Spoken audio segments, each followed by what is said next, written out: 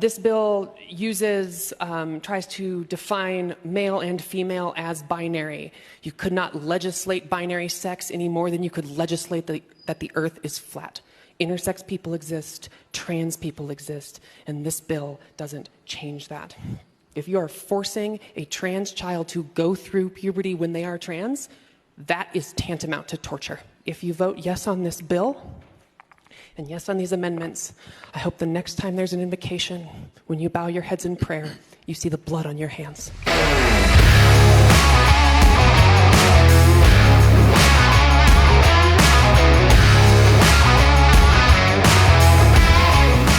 So, Representative Zephyr, I first want to thank you for being here and being willing to do the podcasts for the Democratic Messaging Project.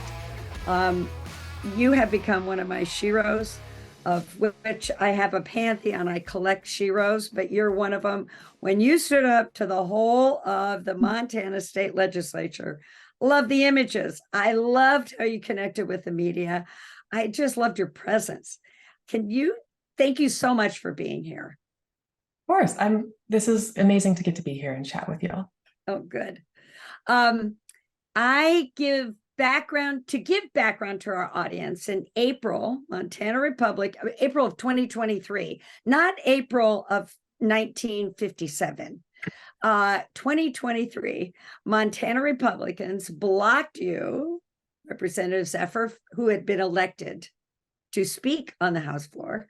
They blocked you from speaking on the House floor because of comments you made about a Senate bill which tried to legislate a population of binary sexes, just women and just men, and nothing outside of the cisgender lines. It would also prohibit transgender minors and their parents and doctors from pursuing a range of medical treatments, including hormone therapy, puberty blockers, and gender-affirming surgery, which Lauren Wilson, the president of the state chapter of the American Pediatric Association, wrote, taking away this care without a doubt does harm. This is the only medical standard of care that will now be decided by a state legislative body rather than by a doctor, and more states have followed suit. During the debate of this bill, you said in your opening statement that legislators would see blood on their hands. Can you say what happened after that amazing statement? So the statement was at the end of my speech. And again, you talked about the harm that Dr. Lauren Wilson spoke to. And it's important that we know statistically that trans youth who receive gender-affirming care have up to a 73% reduction in suicidality. But we also had examples of real harm in our state. A ER doctor sent all legislators a message about a teen who had come in suicidal, and when they tried to figure out what was going on, the trans teen kept saying, my state doesn't want me, my state doesn't want me. And that is an example of real harm. We had an example of during one of the hearings, a 14-year-old trans girl attempted to take her own life while watching the hearing. And we know that because that's how her mother found her, in her room with the hearing up on her TV. That was a hearing in which Democrats, myself included, begged the chair to stop the people who were coming up and giving testimony from making accusations about LGBTQ people being groomers, being pedophiles, etc. Our plights were ignored. And so at the end of my speech, it felt important to say, if you vote for this bill, there's blood on your hands. And following that, the Speaker of the House decided he wasn't going to allow me to speak. It went to the board, and the Republican supermajority agreed with that. In the following days, after several days of not being allowed to speak on the floor, Montanans from across the state came to the Capitol for a rally and then stood up in the gallery to watch the proceedings, much like when the anti-union bills were brought by Republicans. Union workers would line the halls. In this case, when they refused to let me speak again, the people in the gallery began chanting, "Let her speak." I stood in solidarity and raised my mic with them to say, yes, your voice is not being heard. It should be heard on this House floor. That is democracy. We need to have those who are elected be able to partake in those debates. The speaker sent riot police up there. 7 people were arrested. And as of like a week or 2 ago, all of those charges were dropped. These county attorneys didn't even bring the charges forward, recognizing, again, that it was, in their words, quote, in the best interest of democracy that the charges not go forward. Well, at least they did that. Let me see. What was it like to be told, I mean, that you're not allowed to speak on the floor? I mean, what emotionally was going on for you when the taxpayers pay your salary to be able to speak and represent them? So I stood up on a bill about LGBTQ rights. But when you're not allowed to speak about any legislation going forward, quickly my mind turns to core principles of democracy. What do we have in this country if those in power can at any point say, oh, I don't care that you were elected, you don't get to say anything. You don't get to speak. You do not get to represent your community. Make no mistake, the Republicans could pass any legislation they wanted. They had a super majority. Any bill they wanted, even if the governor hated it, they could pass it. So it was not enough to get a bill across the line. What they wanted was silence. They wanted complicity. And to me, that is a harrowing thing. That is something that, if you care about democracy in the country, you want people to be able, if they were elected, to be able to represent the voices of the people who elected them. That's how our government should function. And then how has your community and your constituents responded? With love, with pride. I travel around Missoula regularly, walking to the farmers markets and to the coffee shops where I like to work and all of that. And, I knew going there that I was representing my community. I knew standing up that I was having the kind of courage that the people who elected me expected me to have. And returning to my city, that's what I found, is joy and gratitude. And I echo that back to them. That's so awesome. What was it like having the White House support you? Not many people get the actual White House and President Biden and the government standing behind you going, you did it right. For me, this is when we talk about, the future of this country and what we want to see. I think it paints between, Tennessee, between Democrats in Nebraska, Maury Turner in Oklahoma, myself up here. We are painting a vision of what it means to be a Democrat in, not in California. Right. Say, what does it mean to stand up and really speak our values? And for me, that is something incredibly important going forward. How do Democrats, Democrat Messaging Project, how do we message in a way that isn't trying to find an imagined middle ground between eradication and acceptance? Yes, there is no middle ground. So, and how do you say, this is what I believe in, and this is what I'm willing to fight for, and sell that vision? And I think for the White House to recognize that, for other legislators across the state and country to recognize that, it paints a picture of what the Democratic Party could be. Yes. For our listeners that don't necessarily know what happened after you were told you couldn't talk on any bill, what I loved is that you went then and sat out in the lobby which is a public space, and you even took your number from your desk and put it by your chair. And that the leader, what I call him is the so-called leader of the House of your state assembly, because I don't see him as a leader at all, but he came out and told you couldn't sit there. And you said, oh, I'm sorry, but it is a public space.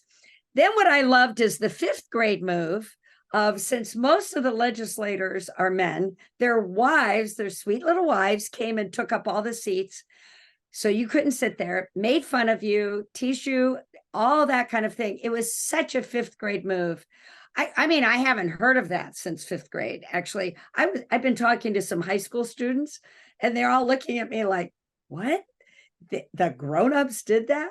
But what I loved is then your constituents came in early, took up all the seats every day so that you could sit down. So I would love to hear what it was like to have that support, but also be there. I am here. I am representing. I am going to be as close as I can be.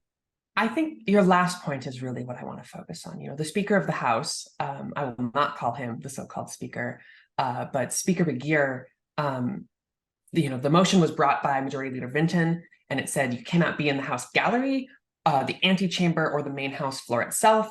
And to me, the work I wanted to do was as close as I could be to the seats, to my seat.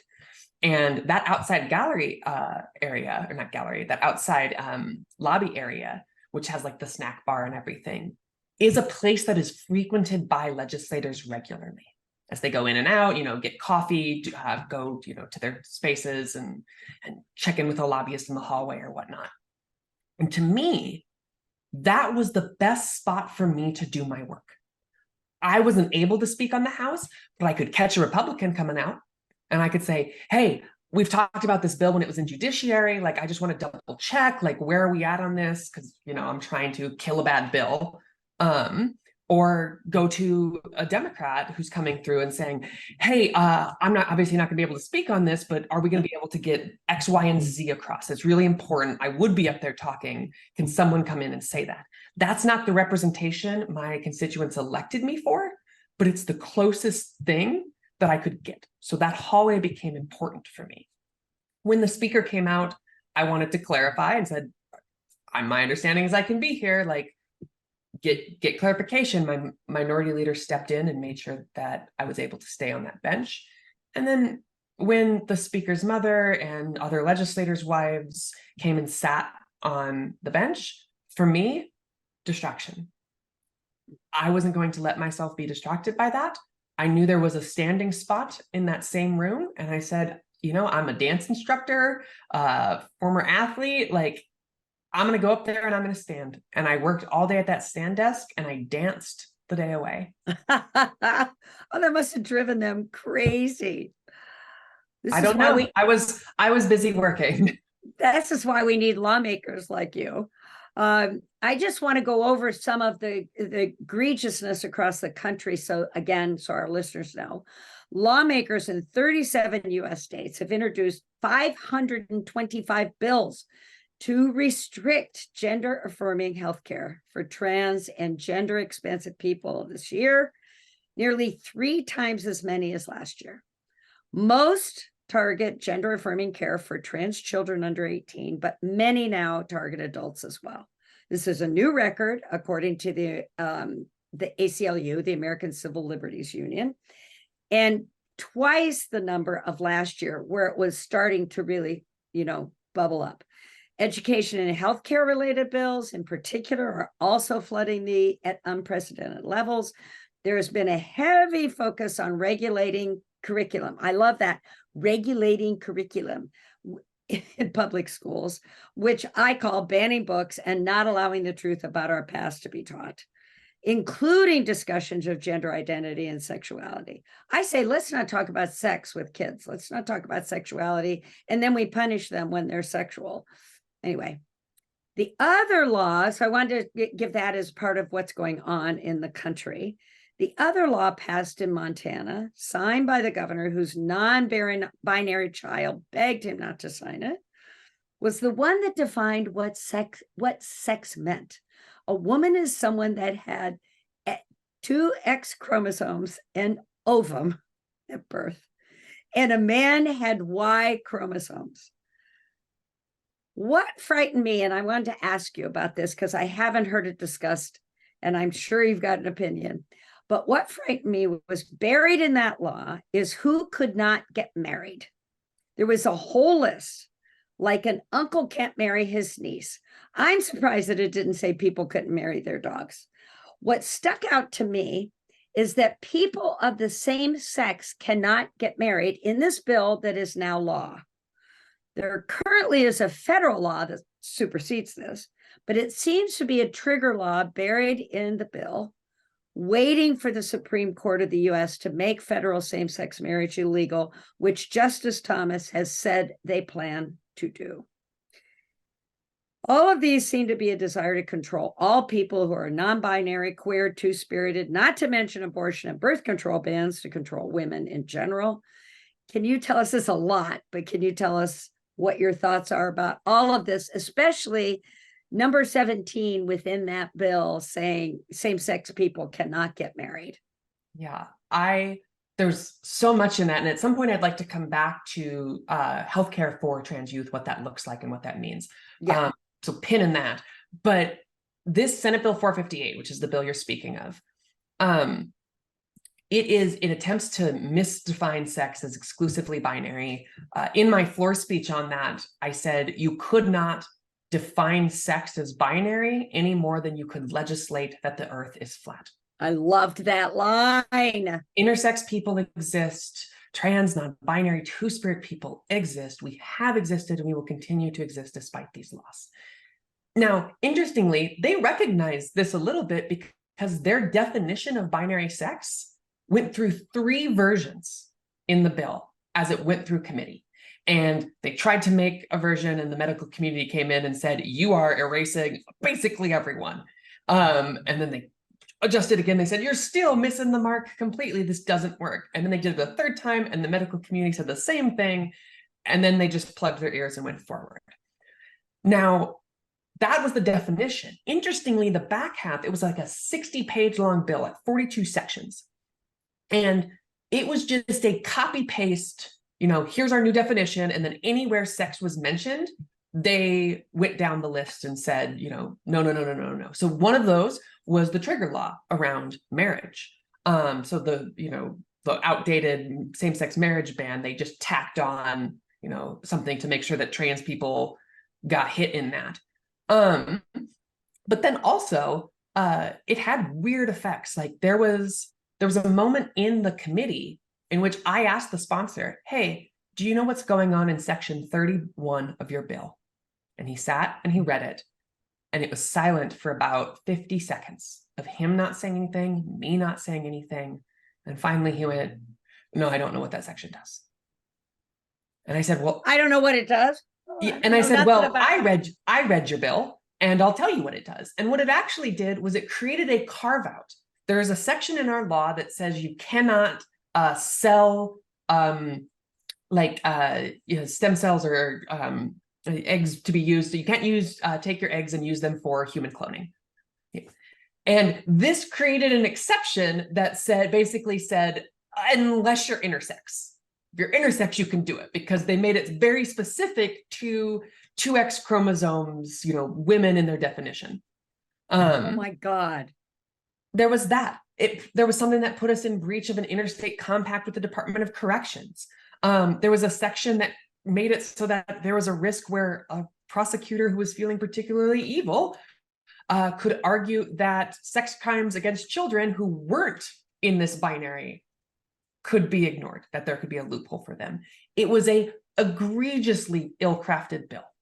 Now, will these cases come forward? Was it the intent of the bill? No, the intent was to erase trans people, non-binary, two-spirit people, intersex people, to erase our pasts, our presents, and our futures. And that marriage provision in there is one that is scary as someone who is engaged and is hoping to get married and wondering, is Montana the state that I get married in or not? There was a section in there that said, when you are interred in the grave, that they have to mark you as your sex assigned at birth. I live a happy life with a stepson and a fiance, soon to be wife. And I hope that after a long life, I'll have a tombstone that says, here lies Zooey Zephyr, beloved mother, beloved wife, friend to many, champion of justice and equality, etc. And the state says, that's all well and good, but in our books, we're going to mark male. That is an attempt to erase a community. And there's not a justifiable, the state has no justifiable interest to do so. And I think when it comes to the court, we'll see it fail for that reason. Well, and 3 other states beside Montana have created what is being termed erasure laws, because they really, really want to get rid of all of what you just mentioned. And the power of the people, really, they want to get rid of all of it. And this is, I could start my rant on fascist governments, but I'm not going to. We're going to stay looking at this. Let's go to, go back to the pin in it. What concerns you most about all these anti-trans bills? So the way in which, and you mentioned this briefly, the only type of care that is not decided by doctors, patients, parents, that taking trans healthcare and saying, you know what, when it comes to knee surgery, we listen to every major medical organization. And we say, we respect your judgments, we respect your opinions, we respect the research that you've done. And then when it comes to trans healthcare, saying, we don't care that every single major medical association in this country supports this care. We're going to ignore that. That is harrowing to me. And the way in which they try to frame trans healthcare is, it's disingenuous, obviously, but it's cruel. And it's important to note that trans healthcare for minors begins with social transition. It is allowing someone to cut their hair short, to grow it long, to dress the way that they want to dress, and to maybe use pronouns that they want to be using. If a 10-year-old says, I prefer to go by Lucy, you call them Lucy. You let that be. And down the road, if they are, according to the DSM-5, insistent, consistent, and persistent in their gender identity, and say, no, I am trans, I am trans, I am trans, then down the road, you look for puberty blockers, which says, hey, let's put a pin in puberty and let's sit with this for a second to see if this is how you feel as you continue to age. And then down the road in the teens, you're looking for hormone replacement therapy, where they go on hormone replacement therapy, which is the care that I'm on, that I take regularly. And that's the type of care that they're trying to ban. And it's important when we talk about how this is discriminatory to acknowledge the way in which it targets a specific community. If you have a daughter who is 8 and undergoing a precocious early puberty, you can get puberty blockers for that child. You can say, oh, no, we know this is safe and practiced care. We're going to put a pin in puberty so that you can go through puberty at the same time as your peers. State doesn't have an issue with that. If you are 16 and you are a gymnastics, champion, and suddenly your breasts are growing big and you don't feel comfortable in your body, you're feeling awkward in your sport, your mother and you could go in and say, you know what, I really want to, get a breast reduction. I really want to do that. And the state says, great, A-okay, we're not going to step in the way of that. But if it's a trans child who says, I'd actually like top surgery, the state says, no, you can't do that. And so when you have, yays and nays in terms of surgical procedures, in terms of general healthcare procedures like medication, even social transition, and you say yes for a community that is cisgender, but no to a community that is transgender, that is inherently discrimination. And it's, again, why these bills continue to largely fail in the courts. Yes, and hopefully we'll continue to do that. Yes, the only other place that the legislatures now, that Republican guy down the street now has more, that's been elected, has more rights than doctors, people, parents. The other place that they're doing that is in abortion and birth control. I would love to see what would happen if the state legislators decided, we're going to decide about knee surgery. We're going to decide about cancer drugs. I mean, of course, it's never going to happen. But it's infuriating that they're, going after one group to go, you aren't girls and boys in the way you're supposed to be. We don't like it. And they talk about, one of the things that anti-trans advocates and legislators will try to push is they'll say, what if there's a regret rate? What if they regret a procedure? And you look at regret rates of knee surgery and they are, 20%, something along those lines. I don't remember the exact, maybe. You look at regret rates for trans healthcare, exceedingly low, less than 1% on average. And I believe the last big study that came out showed 0. And trans people know who we are. And we are not rushing into things. We're having conversations with our doctors. We're having conversations with healthcare providers and therapists to make sure that we're getting care that we need. Yes. And now that it's actually out in the open, I keep thinking when they're banning drag shows, those have been going on for thousands of years in every culture. And now suddenly they're going to get them. And what I always want to remind people that at least the modern gay and lesbian movement and trans movement started with a group of drag queens in New York City taking on the police. Back in those days when I myself was an activist, a lesbian activist in San Francisco, and it's like I thought dykes will inherit the earth. Of course, obviously we will. It was the times in San Francisco.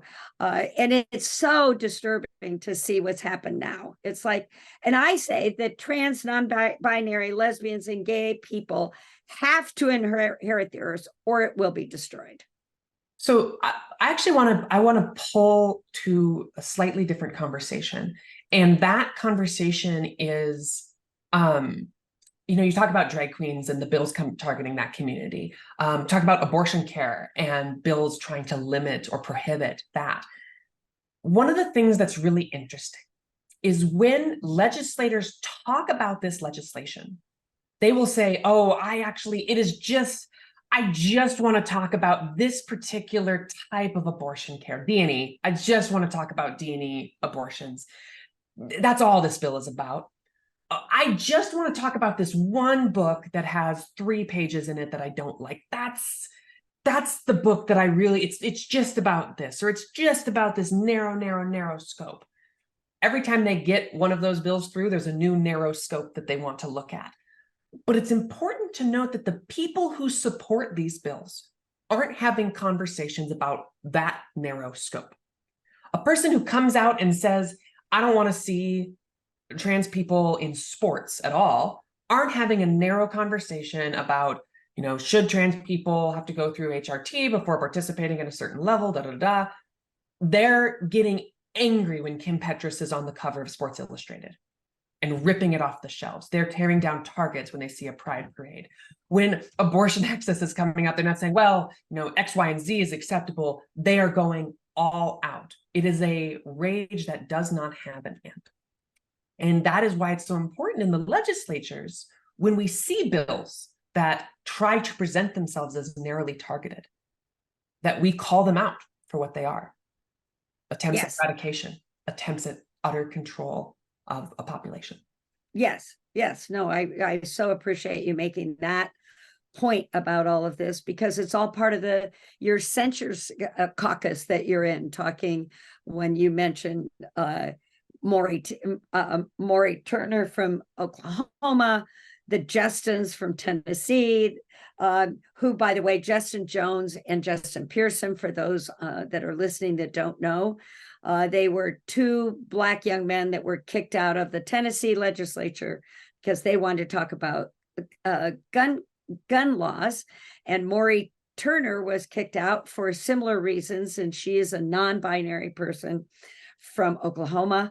What's notable about Tennessee is there was also a white woman who was part of the Justin's demonstration, and she was not kicked out. So it's very important that we do exactly what you're saying and talk about what is really being said here. Yeah. And what's it like? Because I know you've met with some of this censure caucus. I'm wondering how it was meeting with them. And Justin Jones, Representative Jones, giving that name to the group of us. For me, one of the things that I say to folks is, when people say, how do you stand up? How do I help? What do I do? I talk about legislatures are a room it's a room that I'm in. It's not the most important room to be in. Every room that we are in, whether it's you in this podcast room, whether it's a listener in their, home or workplace, standing up, the importance of standing up in those rooms and finding that when you stand up, that there are millions of people who are standing up beside you to fight for a better, kinder country. And it's easy to say that, but I wanted to show people that. And so when I took a road trip across the country to meet with these folks, part of that work was to say, hey, we've been standing up in our states, but we're also in communication and community with one another. We saw one another stand up and said, that's someone who I want to fight beside. And it has been uplifting to see the way in which each of us have found strength and community in our states, and the fire that we have. You would think that, in the face of this cruelty, there would be a large, like, oh God, I'm exhausted, or this is too much. But all of us have a fire and are saying, you know what? We can do good. We see the response to this. We see the way people are standing up and going, you know what? That's not the kind of country I want to live in. I've had MAGA Republicans come up to me and say, I'd have sat on that bench for you. You are my hero. I'm a Republican through and through, but damn, you did it. You pushed back against people who wanted to undercut this democracy, against bullies. And that it is very heartening. And I think it's very important for people to understand that almost every one of these laws is written exactly the same in every state. They are being funded. They are connected hate groups that are doing this, and 4 main ones. The Alliance Defending Freedom, love that. Defending Freedom, they're doing anything but defending freedom. The Family Research Council, the Focus on Family, the American College of Pediatricians, not to be confused with the American Pediatric Association, which they definitely want to confuse you on. They've all been designated as hate groups by the Southern Poverty Law Center. And the newest member is Moms for Liberty. I love how they have all these names that have nothing to do with liberty, freedom, or family. And so what can people do when you say, we've got this fire? What is it that you think people can do? Oh, wait a minute, before you answer that, because I think that one of the things that you've published, which I think your fiance, Erin Reed, if I may mention her name, who is kick ass in her own right. I think she created the map that is of the United States and tells all of the places where horrible laws are being done. And we're going to put a link to that map on our website so that people can see all that. And Erin Reed, just so people know, has a show called Erin in the Morning, and that she also reports on protective and anti-LGBTQ plus legislation all across the country. And she's amazing. So I want to say that because it's one thing where people can get the information. She has great information on there about how dangerous all this is. An encyclopedic knowledge, and it's all in her Substack. And it's honestly, if you want to be in touch with what's going on in LGBTQ policy, she is the #1 source. I'm biased because I'm engaged to her, but she's great. Yeah, no, she's amazing. The 2 sets of brains in your household, I can't even imagine it. And if your son is anything like the 2 of you, it's like, is there even any room? You might have to, add on. So tell me what it is that people can do, because I always like to be positive. I've started these groups, Local Majority, that does research for state legislative candidates. Well, I've done a Democratic Messaging Project, which is putting up billboards, doing digital ads across the country. But because people feel disempowered, which is, of course, the point. They feel like, what can I do? So if you can tell us some of what people can do. I gave a bunch of speeches during Pride Month traveling the country, and there was a running inside joke in my team that they were hiring me to give a speech on Pride, but it was like a Trojan horse to have discussions about affordable housing and unions. And yes. I feel like, my union leader sort of patting my back behind me, sort of Star Wars Force style, when I say local is the answer. Stand up in your communities. And that sometimes can be, running for school board, which is where those orgs, that are trying to undercut democracy and really eradicate LGBTQ people from public school curriculum, that's where they're focusing their efforts. So if you've got kids in school, if you care about public institutions, looking at your libraries, looking at those places, how do you stand up in those spaces? But also, it can be conversations in the farmers market. It can be, park cleanups and, dance classes and all of that. There is a sense that Democrats need to show up in spaces. It is like, you got to vote. That's, obviously like the fundamental thing to do to make change is to put your name on the ballot, or not your name, but put a name on the ballot. But it's also really important that we are showing up in spaces, both where we have a lot of Dems and where we don't. There was a pro-choice rally up in rural Montana recently, and saying, here's who we are and here's what we believe, and let's talk about that. Let's be bold about that. There's conversations in Montana about, if you had a district that leans very heavily Republican, do you run an independent there and try to siphon votes that way and maybe get that independent through? Like, is that the answer to get a better candidate? And maybe there's a spot where that works. But for me, you need people in every community saying, I'm a Democrat, and that's not an accident. I'm a Democrat. These are the values I have. These are what I'm standing for. And it's important and good to be that.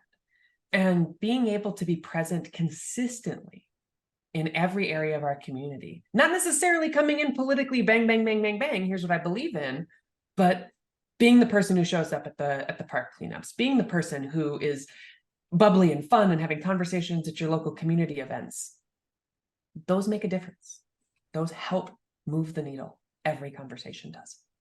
Yes, I think it's so important. It's just interesting to me. Well, in 2021, you heard that 2 bills passed your legislature by, what was it, one vote. And that's what got you decide to run for office. I mean, that's so amazing that you were willing to do that. And I know a lot of people feel like they can't, but here you are, ordinary, brilliant citizen. Oh, please. That was willing to do that. And here you are, you got elected. The other thing, and I do want to say something on the Democrat thing, there's been some way in which we have been made ashamed or fearful of saying we're Democrats. And I think it's really, really important. The truth is, this no labels party that is really frightening me, that's saying to people, oh, we're going to be moderate and in the middle. They're not moderate or in the middle. In fact, they're funded by the far, far right wing. It's important for us to call ourselves Democrats, to vote Democrat up and down the ballot, to reelect Biden. It is really important for us to be Democrats and be proud Democrats. And there are, again, we talked to that earlier question about the White House response and all of that. But we want to see, as citizens, we want to see candidates who are authentic, who speak their values, who stand up for those values. If you get elected and your thought is, ooh, before I say anything about this, I should really get polling, what's the right word to talk about abortion care? What is the right word to talk about LGBTQ issues? Should I stay silent on this aspect or that aspect? You've already lost the fight. Yes. You stand up for marginalized communities. You stand up for disenfranchised folks, whether that is LGBTQ people, whether that is people who need abortion access, whether that is union workers. You stand up, you be proud to stand up. And after that, you talk about, how do we frame this conversation? How do we do that? But if you sit and are worried, if you continually make yourself small for fear of what an imagined middle might say, you've lost. You got hired to speak through your lens. Yes. Through it. Yes, exactly. And the reality is, the majority of people in the United States, in red states, blue states, purple states, agree with the Democratic agenda. And it's very important because The Democratic agenda is freedom for all people. We're not about fascism. That just isn't where we're at. Yeah, I know that you've said you're going to run again in 2024, but you still have a year left on this term. What are your highest priorities? And it's in legislative priorities. And then to answer at the same time, perhaps, is how do you expect to help get some of that passed? But if you could start with what your vision. So Montana is actually very interesting, and we're one of the 4 states in the nation, I believe, that only meets every other year, like Texas. Oh, Texas. Yep, Texas is another one of them, and there's 2 Texas. others I blank on. Right, yeah. So we are not going to be in session, barring a special session. There's interim committee work, and I sit on the Consumer Council committee that makes sure that the agency who fights against the public service commissions, like in lawsuits and stuff, I oversee that committee. I'm on that committee that oversees that work. But for me, a lot of the work does come in the next election cycle. There will not be a super majority next cycle if Dems can stand up, and we just redistricted, so there's a chance that we pick up a handful of seats. My work going forward in the next 18 months is interim committee work, meeting with constituents, community organizations, trying to start drafting good policy so that we've got a bunch of that when we hit the 2025 legislative cycle. And then the third aspect is, I have a platform now. And how do I use that platform to make sure that I am extending a hand to the next wave of people who want to get in and do good work? How can I help them? I would not have been able to get into office had I not had advice from the people who came before me. So making sure I can help folks, help fundraise for them, help guide them on how public speaking, door knocking, stuff like that, so that when 2025 comes, we don't just have more Democrats, we have more Democrats who have the courage to stand. Yeah. Who are proud of who they are. That's very, very exciting. One thing I wanted to find out about, because I live in an area of California where people have a lot of ranches, second homes, condominiums in Montana. I am wondering if you've been ever able, because even though they might not vote in that state, they don't need to tell their legislator that. And they can say, my ranch, my home, my condo is in your district, and this is what I think is important. I'm wondering if you've been able to meet with, because I don't know what the percentage is. All I know is I know a lot of people that have homes in Montana that live here in California. Any chance in meeting with some of them? If they reach out to us, I'm sure we'd have conversations with them. I will say that the general feeling in Montana is that is something that is really disheartening for our community. If someone wants to get a home in Montana, move from California to Montana and put down roots and be an active member of the community, heck yeah. Like, come here and see why I think Missoula, Montana is the best place on the planet. Like, full stop. I love this place just so much. My coffee mug is a map of my district. Like, oh, whoa, that's so cool. I love this place. But if you want to buy a second home here and show up intermittently and not really be connected, you're not only missing out on the things that make Montana amazing, you are pulling away from the community that lives here. What do you mean pulling away? You are siphoning the resources the community who lives here needs. We have a housing crisis here. People are buying, you talk about people buying up second homes here. There are also people buying up Airbnbs here. I would knock doors, and I remembered this one lady, I knocked her door and I asked about, how does it feel? Like, what's going on in the neighborhood? Da, da, da. And she pointed out 6 houses on her 14-house block and said, those are all short-term rentals. There's another 4 that are long-term rentals. There's 4 of us spread across this block who have been here longer than 3 or 4 years. Oh, interesting. So you talk about community, and like, how do you build a community that will stand up and support one another? it can feel hard to do so if everyone is changing around you on a yearly basis, on a weekly basis, on a daily basis. Yeah. If it's Airbnbs. That stuff can be really hard. And I think folks coming in from out of state recognize Montana's beauty. And I would say, one, reach out to me. I'd love to talk. Two, put down roots here. Get active in the community. Not just because that will help, us want to talk to you more. I'll talk to you regardless. Mm-hmm. But you will make Montana the place that you want it to be if you work on putting down roots here. Interesting. No, that's great. That's a great perspective that, of course, I don't have, which is why we need to hear from you. And how can people support you in your work and your own freedom, your own real freedom caucus in Montana? I also hated that they use that word. They're the anti-freedom caucus.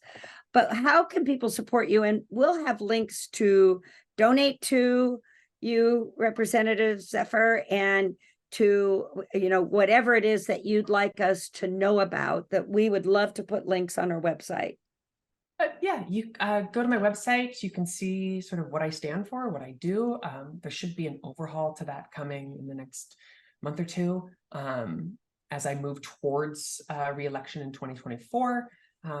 So if you want to stay in tune with local Montana politics, my socials are all at Zoe and Behold on Twitter, Instagram, Threads, TikTok, etc., Facebook. And then ultimately, I really do mean it, stay involved in your local communities. That is the number one thing to do. If you want to track stuff I'm going to do on the ground as I go forward, keep in tune over the next 6 weeks or so, when I'll be sort of announcing more work that I'm doing on that front as I get started. I've been having conversations with Democratic counties across the state. And so as I start to push to try to help those candidates, keep your ears peeled for that as well. No, this is very exciting. And I love the idea of, all politics is personal, all politics, think global, but act local. All these phrases that we have is really important. I'll add a final thread to that. And I think it's the beautiful thing is the line between I wish I could help and I am a pillar of this fight is so much thinner than you think it is. Yes. And if you stand up and say, I want to get involved, I want to help in this, you will find that people will be pulling you in through the door. And if you do the work and push for your values, you'll be integral in the fight before you know it. No, and integral in the fight. I love it that they kicked you out of the legislature and made you a national figure for your beliefs and all of the stuff you stand for.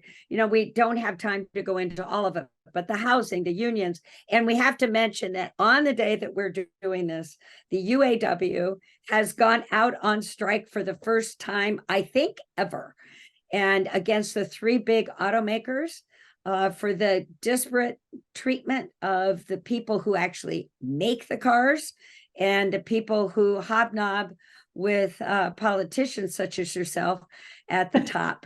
I didn't see him hobnobbing with me. Gee, I wonder why. Anyway, so we have to mention this is, mark the date, people. September 15th, 2023, the UAW went out on strike. And it's amazing to see UAW striking, to see the SAG-AFTRA strikes, to see Starbucks Workers United across industry after industry, people saying, you know what? We are seeing profits go up. We are seeing housing costs go up, and we aren't seeing barely any of that. And when workers come together and fight, we win. Yes. And I want to remind workers and union workers, voting for Democrats is how you're going to keep your union strong. It just is the way it is.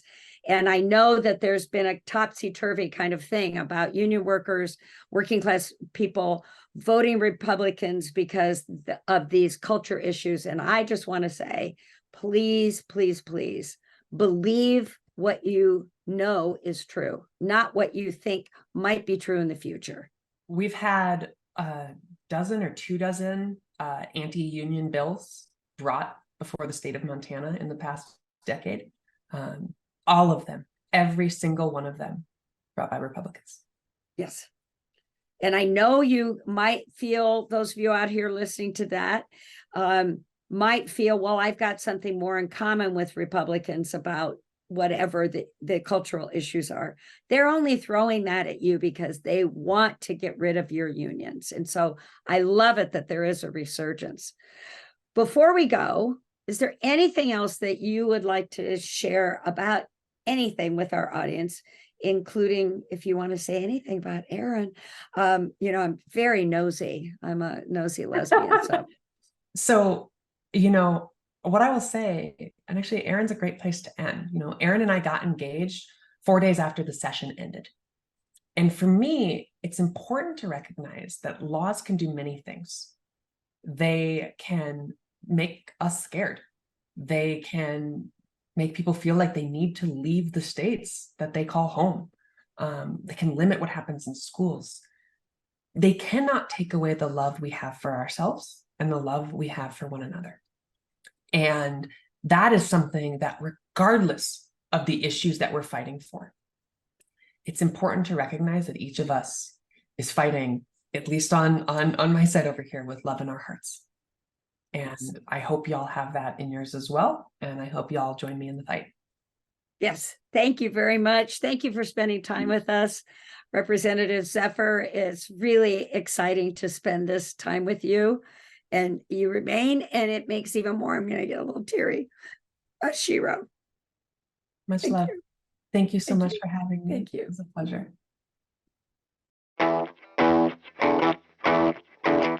Proud Boys run home to mama whenever they hear it. It's time for Joe Ranty's Rant.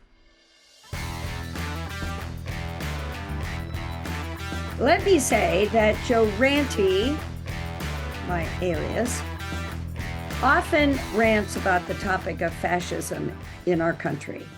It is, put simply, the definition is extreme nationalism and the supremacy of one single leader over the individual. Does that sound familiar? Taking over the US in so many forms is this fascist regimes that are trying to happen. I have many examples, but let's stick with the one we were talking about today with Representative Zephyr about the anti-LGBTQ laws around the country, which are hell-bent on taking rights away from individuals. There have been 540 anti-LGBT bills introduced around the country in state houses in 2023. Again, I'm not talking about 1953. I'm talking about 2023. There are many of those that have become laws in different aspects of the anti-LGBTQ, controlling individuals and taking power for very narrow segments of the population. These are the ones. 25 are now laws of different natures related to anti-LGBTQ. 13 more laws make it illegal for people under 18 to have gender-affirming care. 30 laws are controlling bathroom use. 100 laws are banning books. And there are 40 laws now banning drag performances. And there are so much more, but that's just some highlights. So state legislatures are taking over the medical standard of care and is moving the state legislatures to decide what will happen for trans people. Now, this is in all the different ways that they're wanting to control trans people. In 37 states, they want to do the same on abortion in 43 states. And then 12 states are restricting access to birth control. I know no one's wanted to believe me on that one, but it's true. And there's many more coming.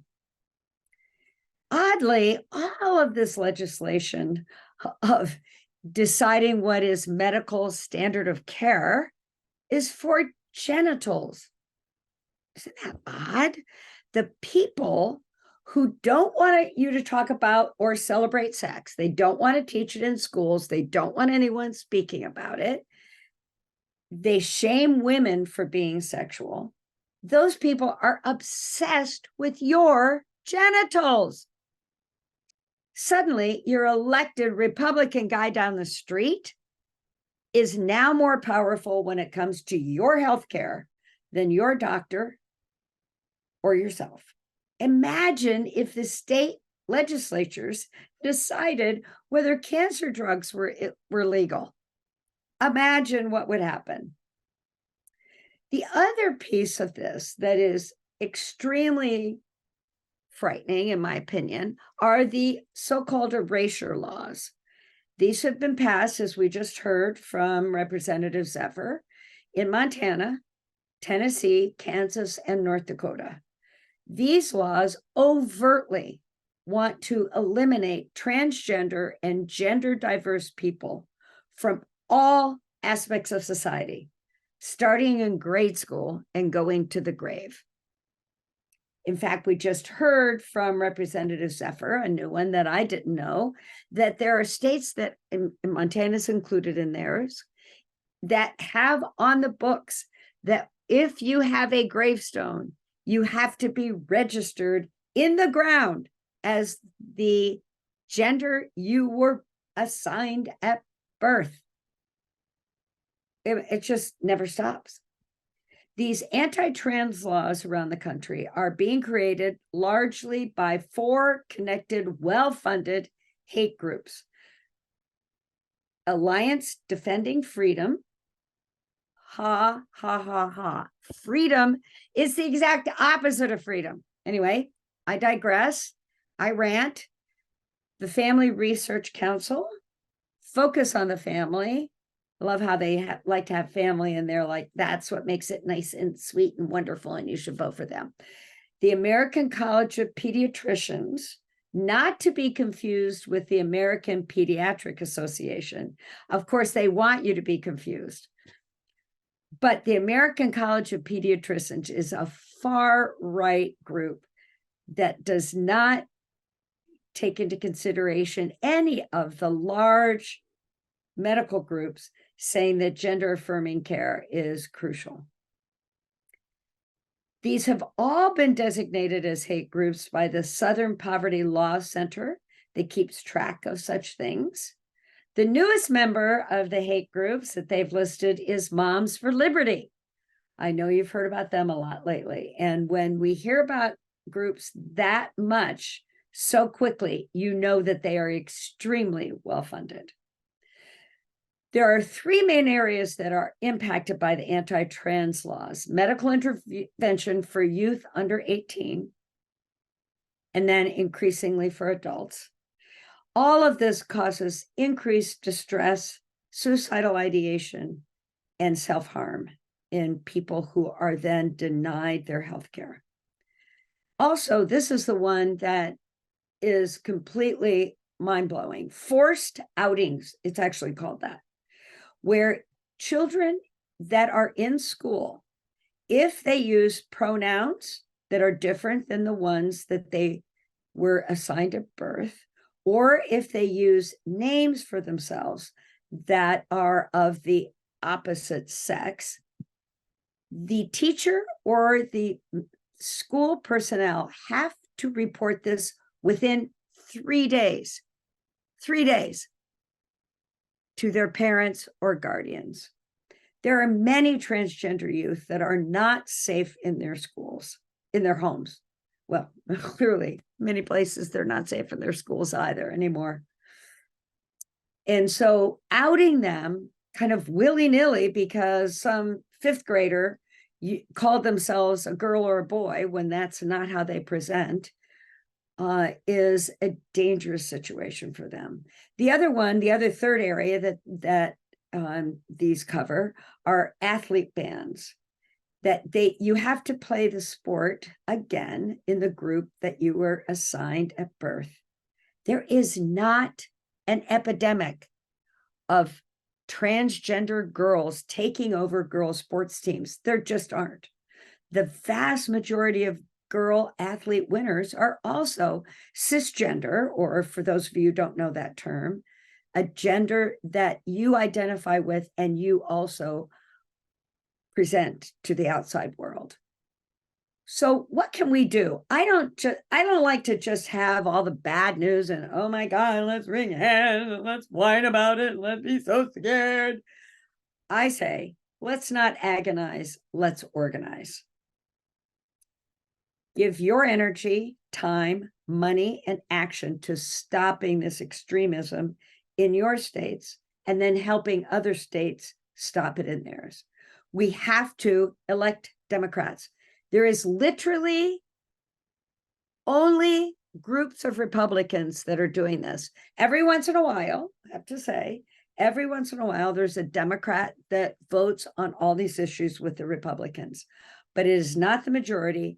They could never pass this if they were in a democratically, if they were in a legislature that was predominantly Democrats. This is all Republicans doing this. So please elect Democrats, re-elect President Biden, and elect Democrats up and down the ballot, meaning vote for every Democrat on your list, because they, I can assure you as a group, that period, end of story, full stop, they are going to support freedom for us individuals. The state that needs your energy, time, and money right now is Virginia. The reason why is because Virginia is on this November 7th, this one in 6 weeks. What is on the ballot is all members of their state house and Senate. Their state house is called the Assembly. 140 of them are up for re-election. It's very important that we help them, and there's something to do for everyone. The reason it's so important to help Virginia is they had 12 anti-LGBTQ laws introduced in the last session. They also had many anti-abortion and anti-birth control. They had many bills introduced that were about banning books and stopping teaching truth in schools. However, those did not become laws because of 2 members of the Virginia State Senate. So you can see how important it is to participate in state legislatures and to help Virginia with their state legislative candidates. Two elections ago, a state legislative candidate won by 1 vote. So please help Virginia, and this is how. You get informed, of course, and we'll have links to all of this on our website, so you don't have to memorize all this, but this is what to do. Get informed about the politics of your state and Virginia. Vote, vote, vote, vote, vote, vote, vote, vote, vote every time there's a vote. Encourage others to vote and help young people get registered. They know what the stakes are, especially for their future of climate change, but they also are paying attention to what's happening with restricting their right to reproductive freedom, which includes abortion and birth control. About 12% of the younger generation, the ones that are under 25, identify as some form of LGBTQ. So they know their future. They know it's at risk. Also, please donate to candidates and organizations that are making a difference. You can also send postcards. There are many groups that work on sending postcards. One is Common Cause. I'm going to have their link on our website so you can get busy immediately and start sending postcards to voters. Make phone calls. I know some people hate that, but when you get a hold of somebody, they really want to talk. People love to tell you their opinion. And then it's an opportunity for you to tell the voter who is running in their district that's a Democrat. You can also send text messages for people who don't like to do the phone thing. The biggest one is to go knock doors for candidates. If Virginia is not where you live, I know that sounds daunting, but it's actually really fun because, again, people want to tell you what they think. We'll have links about where you can go in Virginia right now. But in addition, please look up where people are sending people to vote in your state. They may not be knocking doors right now, but they will be next year, that's for sure. So early voting starts in Virginia next week, September 22nd. And we have to elect the Democrats, as I said. One of the problems with Virginia that we need to address is their governor. His name is Glenn Youngkin, and he would have signed all of these bad laws if he had been given the chance by a Republican legislature. He's a Republican. He wants to do a 6-week abortion ban. He wants to do more book bans. He wants to stop LGBTQ people from being in the state. What he is trying to do is against a law in Virginia called Virginia Human Rights Act. And it's important to know that the Virginia Republicans have acknowledged that their banning of gender-affirming medical care constitutes a criminal neglect and abuse of children under the current Virginia Criminal Code.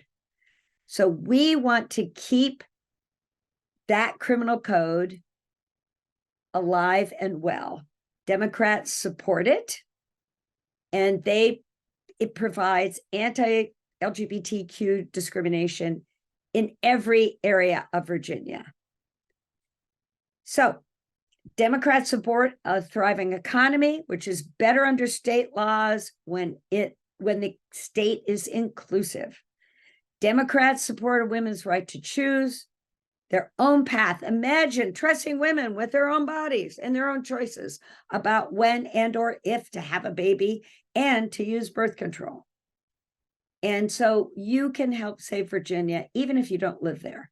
So we've got postcards that I'm going to have a link to Common Cause, but you can just get on your computer right now and write them and make phone calls and text banking with one great organization called the Democratic Volunteer Center. We'll give you that link and give money. No matter what amount that you might be able to afford, $5. Imagine if 1,000 people gave $5. That will really help a candidate in a state like Virginia. And these are just a few that need your time and money. We're going to have individual candidates on there for you to support. And we have lots of different organizations that are wonderful in terms of getting you the information you need and the place to donate money. One is Network Nova. That is the hub of all things political in Virginia. They have a weekly online meeting that you can go to that give you every kind of information you need, and it gets you very fired up. They're a very wonderful group. Women Count is a group that highlights what women in the state legislature need your support. Vote Riders helps people get the proper ID to vote, and they pay for it. And they help people get to the polls. Here's just a few of the groups to watch out for.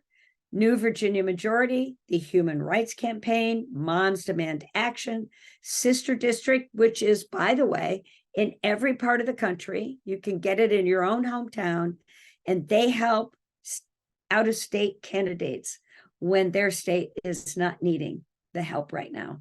Indivisible also has groups around the country.